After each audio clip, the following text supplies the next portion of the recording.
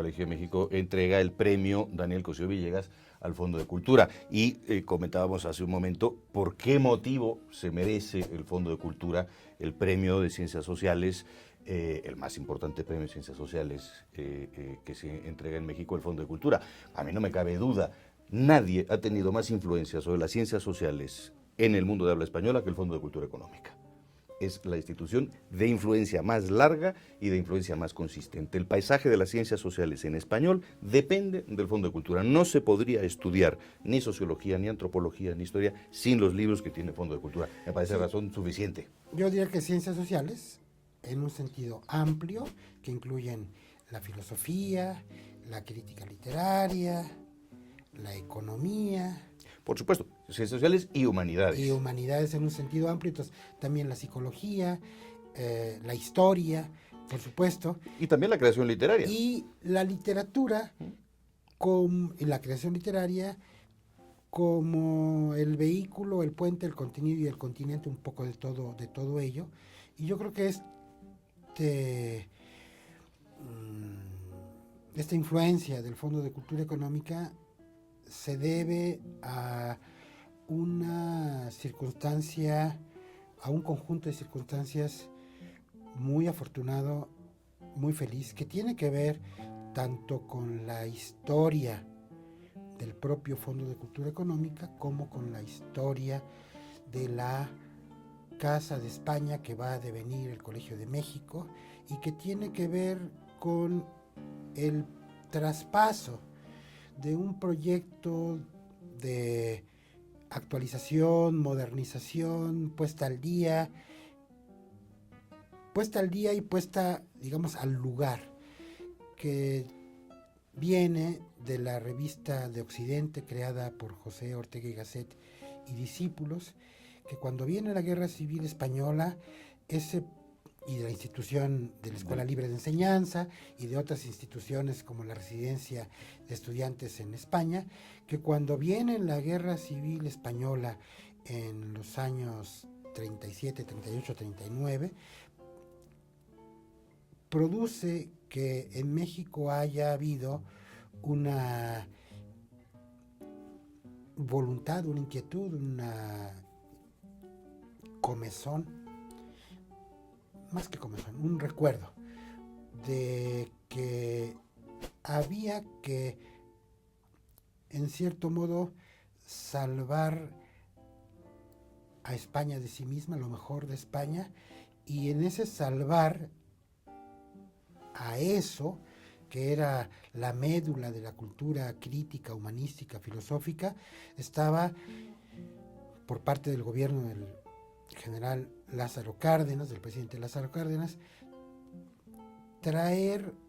a México a una constelación de creadores que van a coincidir en gran medida, pero no solo exclusivamente, en gran medida en el Colegio de México, en el Fondo de Cultura Económica. Es efectivamente un accidente feliz en sus consecuencias, triste en su origen, que cuando don Daniel Cosío Villegas crea un pequeño fideicomiso para editar libros de texto de economía, ¿sí? A los 2 años empieza a crearse la Casa de España en México. Y llega el exilio español, y llegan los filósofos, y el gran proyecto editorial de este grupo de intelectuales españoles transforma Fondo de Cultura y se convierte, de ser ese pequeño fideicomiso dedicado a publicar libros de economía, se convierte en la más importante empresa editorial en la historia de la lengua española. Yo pienso que hay en esta fundación una idea muy certera que tiene que ver con hacer posible que en la cultura mexicana y latinoamericana, pero sobre todo mexicana, empezaran a ser accesibles los libros, el ABC, digamos, de la economía moderna, crítica. Tiene que ver con 1934, estamos en pleno proceso constructivo de la Revolución Mexicana.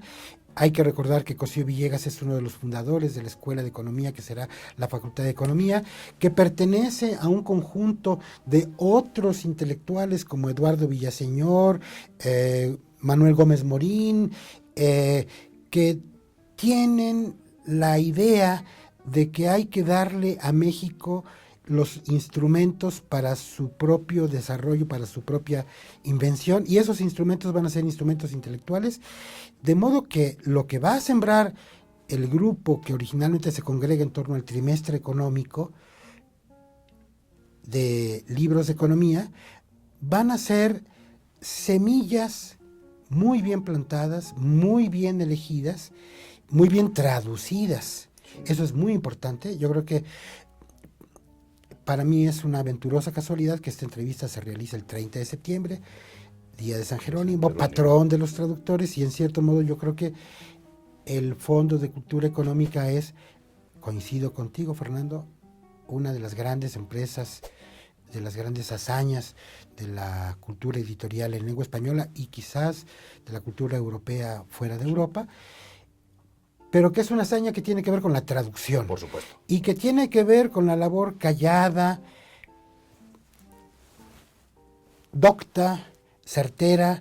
de un José Medina Echavarría, que va a traducir Economía y Sociedad de Max Weber, de un Eugenio Imas, que va a traducir toda los libros de Wilhelm Dilthey, de José Gaos. José Gaos, y después Juan Almela y Tomás Segovia y Elsa Frost. Elsa Cecilia Frost. Bueno, es que se va haciendo como una escuela de traductores. En esa escuela hay unos que ya no son españoles, que son mexicanos. Tú acabas de mencionar a Elsa Cecilia, y a mí me gustaría mencionar a Antonio Alatorre, que crea, que es el traductor de Marcel Batallón, de Erasmo y España, pero que al mismo tiempo que es el traductor de ese libro muy importante, cuya edición en español será quizás más importante en su momento que la edición francesa, claro. También va a abrir una ventana que tiene mucho que ver con el espíritu del Fondo de Cultura Económica a la cultura brasileña. Antonio traduce a Machado de Asís, y creo que una de las claves para considerar y para ponderar bien la estatura de Fondo de Cultura Económica como un faro en el mundo iberoamericano tiene que ver con la conjunción de las diversas ideas de América que en Fondo de Cultura cuajan. Entonces está la idea de la América española, la idea de la cultura norteamericana y la idea de la cultura luso-brasileña, y todo esto se va a vertir en un catálogo. Y bueno, don Daniel Cosío Villegas tiene la enorme inteligencia, clarividencia de ir armando las piezas de este rompecabezas, identificando títulos, pero también identificando personas, recursos humanos. Y una de las fortunas de don Daniel es el haber conocido en México en los años 20 a Arnaldo Orfila, que venía a un encuentro de estudiantes, que después va a ser la primera persona que recibe, junto con Rafael Alberto Arrieta, a Pedro Enrique Sureña en La Plata, que mantuvo con don Pedro una muy buena relación durante aquellos años, y que en algún momento dado, cuando empieza a fundarse Fondo de Cultura, en la conversación entre Enrique Sureña y Reyes en la correspondencia, se ve que se da la consulta de don Alfonso: ¿y quién te parece, Pedro, que pueda ser el que pudiera tomar al cargo el Fondo de Cultura? Pues Arnaldo Orfila, que por supuesto conocía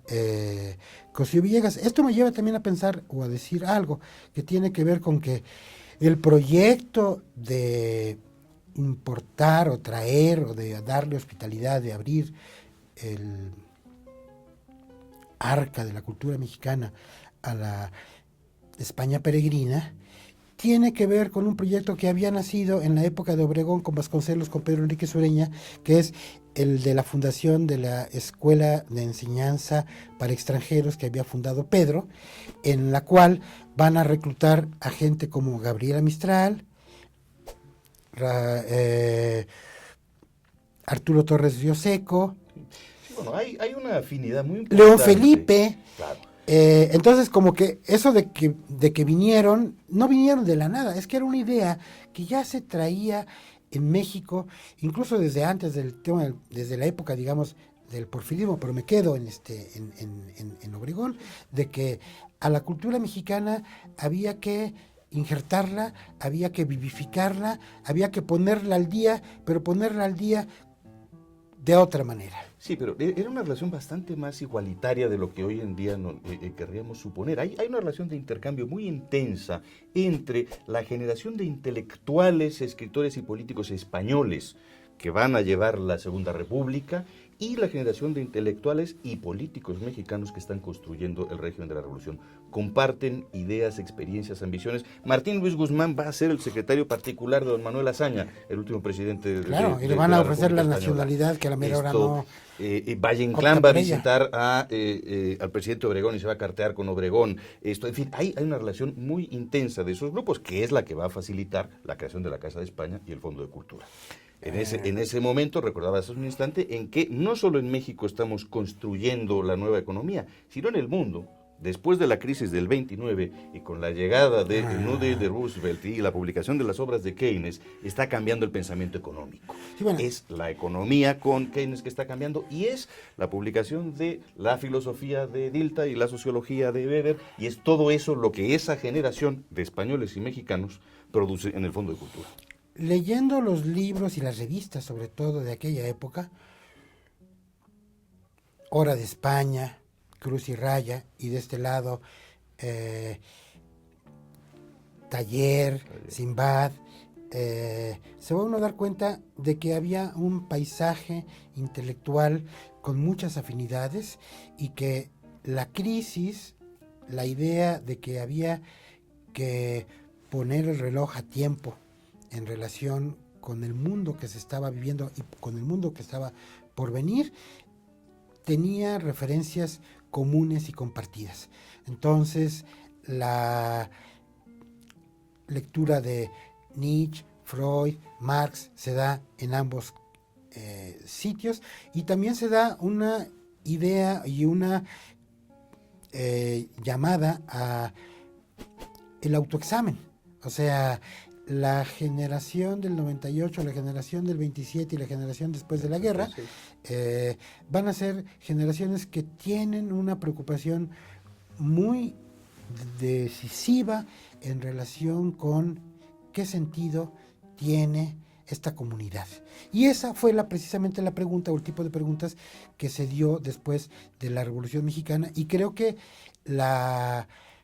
institución, por una parte Colegio de México y por otra parte Fondo de Cultura Económica, de alguna manera dan una respuesta o esbozan en su acción cotidiana una respuesta a esa pregunta, porque lo que está en juego en el Fondo de Cultura Económica, en su catálogo, en sus reimpresiones, en la selección muy cuidadosa y esmerada que se hizo, se hace y se sigue haciendo, tiene que ver con la producción de sentido para una comunidad que tiene que reconocer su presente, pasado y su porvenir, y que eso que está produciéndose como sentido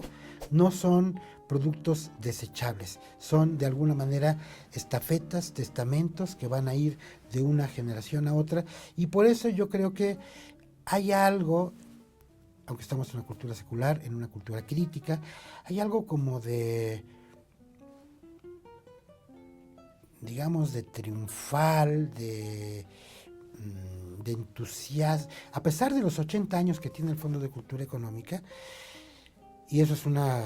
misterio, digamos, hay una idea o una experiencia, una sensación de optimismo, pero no optimismo bobo, sino un optimismo bien fundado, un optimismo articulado, que tiene que ver también con un realismo. Y creo que esa palabra de un poco, digamos, manoseada en la crítica literaria, y ya no digamos en la historia o en la economía, esa idea de realismo ha hecho también que esa institución, el Fondo de Cultura Económica, haya abierto los ojos, por ejemplo, a abrir su catálogo a los libros para niños. Sí. porque había la necesidad de reinventar a la editorial. Entonces, la editorial también se ha ido reinventando a lo largo de los años, y yo creo que eso es uno de los patrimonios de la editorial, que lo que está en juego no solo es un pasado, sino es un presente que está en continua Pero reinvención. comenzó el Fondo de Cultura fijando, por decirlo así, un canon de las ciencias sociales y las humanidades. Weber, Meinecke, Ranke, Heidegger, Husserl, etcétera, continuó formando el canon de la literatura mexicana. Sor Juana, Juan Ruiz de Alarcón, Alfonso Reyes, etcétera, y ha ido ampliando. Después creó esa maravilla que es la colección Breviarios para, dice la cuarta de forros de Breviarios, llevar la universidad al hogar, que era el propósito de Sí, que bueno, esa es una paráfrasis colección. de una frase de Carlyle, y físicamente la colección Breviarios está, digamos, no copiada, pero inspirada en los libritos de Oxford, los libros portátiles, que tienen, digamos, la misma dimensión. Y creo que, bueno, por una parte está la idea del canon, pero también está la idea de realismo que nos permite o que nos lleva a abrir los ojos a las nuevas circunstancias, a las nuevas tecnologías, a la conciencia de que el libro está en mutación. Claro, pero iba a decirte que en su conferencia, la conferencia famosa 54, Cosío Villegas, reflexionando sobre el Fondo de Cultura, habla también sobre la proliferación, si no me equivoco, dice casi morbosa o epidémica, de las historietas que leen los jóvenes, que es la única lectura de los jóvenes y tal, y de los niños, y dice, en parte porque es lo único que tienen a mano y en parte porque nadie les ha ofrecido una alternativa verdaderamente superior y asequible. La editorial o el Estado que acometa esa empresa, decía don Daniel Cosío Villegas, habrá hecho un servicio a la cultura invaluable. Bueno, Fondo de Cultura también, al abrir su catálogo hacia la producción de libros infantiles, está acometiendo esa tarea que decía Cosío Villegas que hacía falta. Bueno, y digamos, el día de mañana ya se han publicado en México por otras editoriales, como por ejemplo Sexto Piso. En el mundo hay muchos proyectos así. Dibujos animados para adultos, novelas adaptadas, Marcel Proust, Céline, Blaise András, para adultos. Y bueno, yo creo que el Fondo de Cultura no ha hecho eso, pero no está lejos de hacer eso. Pero eso es de alguna manera un sí, pero sí ha hecho los libros para niños, para bebés. O sea, el proyecto de libros para niños que cuidó Daniel Golding y que sembró Daniel Golding es un proyecto, digamos, muy bien articulado, pedagógica y editorialmente, y en cierto modo yo diría que es como una especie de miniaturización, en cierto modo, del propio proyecto editorial, porque también vamos a encontrar que hay una historia de México, hay otras vertientes. Entonces yo creo, por otra parte, que el Fondo de Cultura Económica ha cumplido esta función hacia, digamos, hacia el público, hacia afuera, pero también cumple y ha cumplido otra función hacia adentro en relación con la creación de una suerte de universidad editorial. Traducir un libro para Fondo, para muchos escritores, ha sido como una prenda de prestigio, como una prueba de que si no he traducido un libro, en realidad mi título no está completo. Si no he hecho un dictamen, si no he participado en la gestión de la editorial, en cierto modo mi carrera como académico no está del todo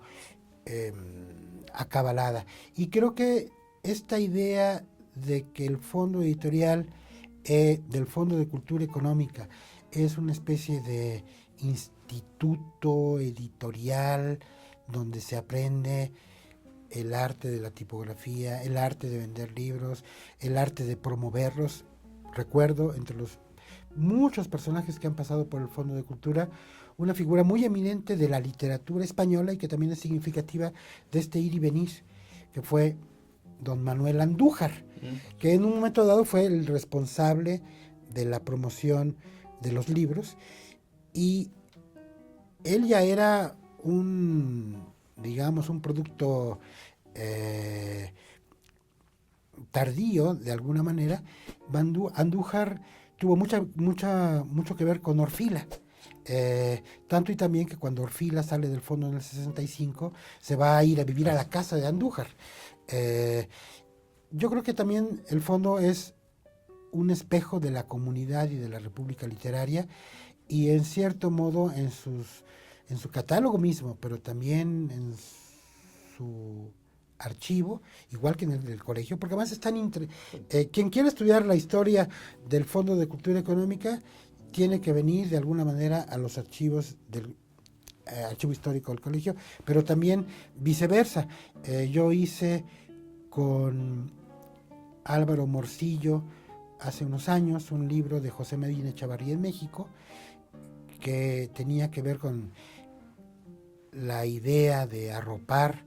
y de la idea de darle referencia a la presencia de Medina Echavarría en México, y de valorar un texto que está en el libro, que es del profesor Moisés González Navarro, que había sido escrito precisamente con las referencias del archivo histórico del fondo. Y bueno, cuando yo estaba en el fondo durante mucho tiempo que trabajé ahí, en casi 30 años, era continua la peregrinación de investigadores españoles que venían a el archivo del editorial a ver si no había algo en el expediente de Fraser que tuviera que ver con el traductor de Fraser, o en el expediente de Gauss. Y bueno, creo que son dos instituciones excepcionales, admirables, y en cierto modo yo pienso que son instituciones que todavía tienen, bueno, no en cierto modo, son instituciones que todavía tienen, yo creo, mucho que dar al presente por venir que ya está encima. Sin duda, yo creo que vale la pena mirar a Fondo de Cultura y poner el reflector en Fondo de Cultura, porque es no solo un éxito, sino un éxito absolutamente improbable. Decía Cosío Villegas en 54 que después de estar 15 años dirigiendo Fondo de Cultura, le seguía pareciendo un milagro publicar libros en México. Publicar buenos libros y venderlos en México. Bueno, eso se hizo a contracorriente y se sigue haciendo, es para contrarrestar el pesimismo que nos entra a veces. Siempre una buena noticia que el Fondo de Cultura sigue siendo la editorial más importante en lengua española. Bueno, yo creo que